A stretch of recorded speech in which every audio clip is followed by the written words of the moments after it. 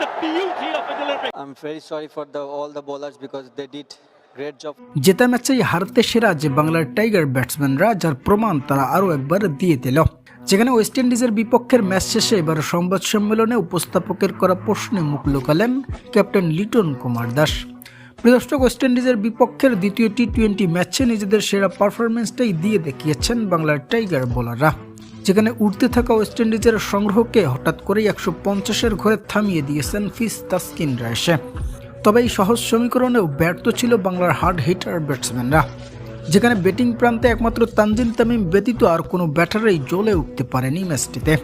বিশেষ করে বাংলার দুই hard hitter batsman Zakir Ali ও শামীম পাটোয়ারি মূলত ম্যাচ কিভাবে হারতে হয় তা করে দেখিয়েছেন। সব মিলিয়ে 20 ওভার শেষে 135 রানে 8 উইকেট হারায় বাংলাদেশ। অন্যদিকে 14 রানের ব্যবধানে জয় পায় ওয়েস্ট ইন্ডিজ। যেখানে টি-20 ফরম্যাটে নেপালের মতো দলের সাথেও পাত্তা না পাওয়া ওয়েস্ট ইন্ডিজ এবার 2-0 ব্যবধানে বাংলাদেশের বিপক্ষে সিরিজ জিতে নিয়েছে। ফলে ম্যাচ শেষে সংবাদ সম্মেলনে এবার লিটন দাস উপস্থাপকের করা প্রশ্নে এমন অপ্রত্যাশিত এক হারের পরে নিজেকে সামলিয়ে নিয়েছেন এবং জানিয়েছেন ব্যাটারদের ব্যর্থতাই আসলে মূল কারণ ছিল। সেই সাথে নিজের উপরও কিছুটা দোষ দিয়েছেন এই টাইগার ক্যাপ্টেন। বলেছেন, যদি আমি আমার নিজের ইনিংসটা আরও বড় করতে পারতাম তবে আরও ভালো কিছুই হতে পারত ম্যাচটিতে।